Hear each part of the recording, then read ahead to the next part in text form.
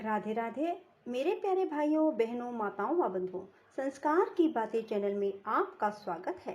बंधुओं, आज द्वादशी के दिन मैं आपको सुनाने जा रही हूँ एकादशी व्रत पारण की कथा।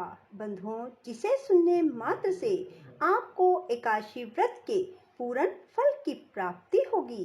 बंधुओं, यदि आपने हमारे YouTube चैनल को अब तक सब्सक्राइब नहीं किया तो जरूर करें और बेल आइकन दबाना ना भूलें, ताकि आपको हमारी आने वाली सभी वीडियोस की जानकारी सबसे पहले हो सके। बंधुओं, वीडियो को पूरी सुनने के बाद कमेंट बॉक्स में जय तुलसी माँ जरूर लिखें। बोलो तुलसी माता की जय हो।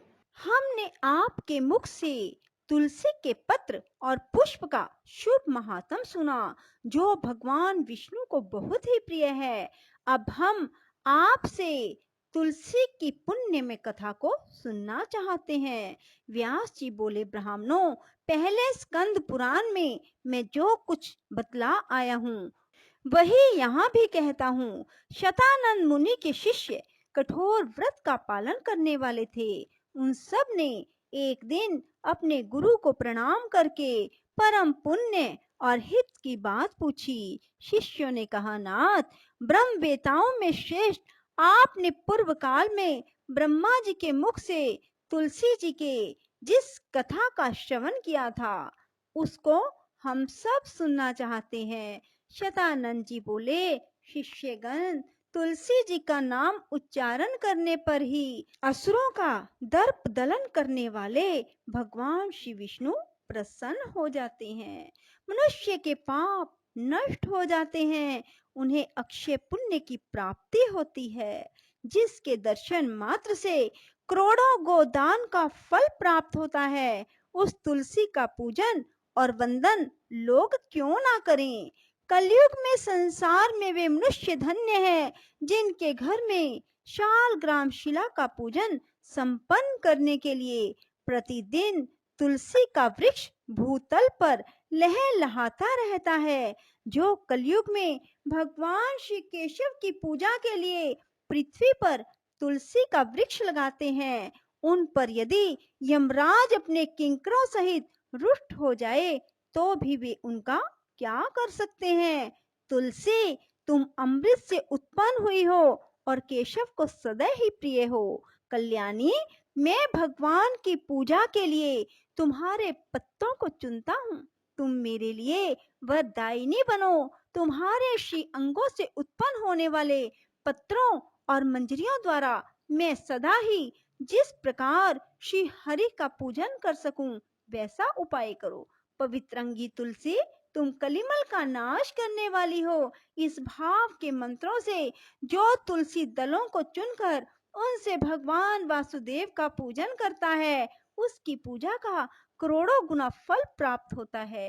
देवेश्वरी, बड़े बड़े देवता भी तुम्हारे प्रभाव का गायन करते हैं। मुनि, सिद्ध, गंधर्व, पाताल निवासी, साक्षात नागराज, शेष, संपूर्ण देवता भी तुम्हारे प्रभाव को नहीं जानते। केवल भगवान विष्णु ही तुम्हारी महिमा को पूर्ण रूप से जानते हैं। जिस समय क्षीर समुद्र के मंथन का उद्योग प्रारंभ हुआ था, उस समय श्री विष्णु के आनंद अंश से तुम्हारा प्रादुर्भाव हुआ था। पूर्व काल में श्री हरि ने तुम्हें अपने मस्तक पर धारण किया। देवी, उस समय श्री विष्णु के शरीर का संपर्क पाकर तुम परम पवित्र हो गई। तुलसी, मैं तुम्हें प्रणाम करता हूँ। तुम्हारे श्री अंग से उत्पन्न पत्रों द्वारा जिस प्रकार श्री हरि की पूजा कर सकूं, ऐसी कृपा करो जिससे मैं निर्विघ्नता पूर्वक परम गति को प्राप्त हूँ। साक्षात श्री कृष्ण ने तुम्हें गोमती तट पर लगाया और बढ़ाया था। वृंदावन में विचरते समय उन्होंने संपूर्ण जगत और गोपियों के हित के लिए तुलसी का सेवन किया। जगत प्रिया तुलसी, पूर्व काल में वशिष्ठ जी के कथन अनुसार श्री रामचंद्र जी ने राक्षसों का वध करने के उद्देश्य से सरयू के तट पर तुम्हें लगाया था। तुलसी देवी, मैं तुम्हें प्रणाम करता हूँ। श्री रामचंद्र जी से वियोग हो जाने पर अशोक वाटिका में रहते हुए जनक किशोरी सीता ने तुम्हारा ही ध्यान किया था, जिससे उन्हें पुनः अपने प्रियतम का समागम प्राप्त हुआ। पूर्व काल में हिमालय पर्वत पर भगवान शंकर की प्राप्ति के लिए पार्वती देवी ने तुम्हें लगाया और अपनी अभीष्ट सिद्धि के लिए तुम्हारा सेवन किया। तुलसी देवी, मैं तुम्हें नमस्कार करता हूँ। संपूर्ण देवंगनाओं और किन्नरों ने भी दुःस्वप्न का नाश करने के लिए नंदन वन में तुम्हारा सेवन किया था। देवी, तुम्हें मेरा नमस्कार है। धर्म अरण्य गया में साक्षात पितरों ने तुलसी का सेवन किया। दंडक अरण्य में भगवान श्री रामचंद्र जी ने अपने हित साधन की इच्छा से परम पवित्र तुलसी का वृक्ष लगाया। लक्ष्मण और सीता ने भी बड़ी भक्ति के साथ परम पवित्र तुलसी का वृक्ष लगाया। लक्ष्मण और सीता ने भी बड़ी भक्ति के साथ उसे पोसा। जिस प्रकार शास्त्रों में गंगा जी को त्रिभुवन व्यापिनी कहा गया है, उसी प्रकार तुलसी देवी भी संपूर्ण चराचर जगत में दृष्टि गोचर होती है। तुलसी का ग्रहण करके मनुष्य पातकों से मुक्त हो जाता है। और तो और मुनीश्वरों, तुलसी के सेवन से ब्रह्म हत्या भी दूर हो जाती है। तुलसी के पत्ते से टपकता हुआ जल जो अपने सिर पर धारण करता है, उसे गंगा स्नान और 10 गोदान का फल प्राप्त होता है।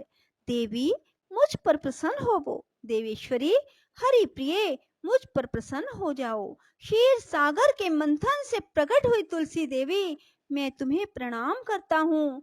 द्वादशी की रात्रि में जागरण करके जो इस तुलसी माँ की कथा को सुनता है, भगवान श्री विष्णु उसके 32 अपराध क्षमा कर देते हैं। बाल्य अवस्था, कुमार अवस्था, जवानी और बुढ़ापे में जितने पाप किए जाते हैं, वे सब तुलसी स्तोत्र के पाठ से नष्ट हो जाते हैं। तुलसी के स्तोत्र से संतुष्ट होकर भगवान सुख और अभ्युदय प्रदान करते हैं। जिस घर में तुलसी जी की इस कथा को सुना जाता है, पढ़ा जाता है, उसका कभी अशुभ नहीं होता, उसका सब मंगल ही होता है, किंचित भी अमंगल नहीं होता। उसके लिए सदा सुकाल बना रहता है, वह घर प्रचुर धन धान्य से भरा रहता है। तुलसी जी की इस कथा को सुनने से मनुष्य के हृदय में भगवान विष्णु के प्रति अविचल भक्ति होती है, उसका वैष्णवों से कभी वियोग नहीं होता। इतना ही नहीं, उसकी बुद्धि कभी अधर्म में प्रवृत्त नहीं होती।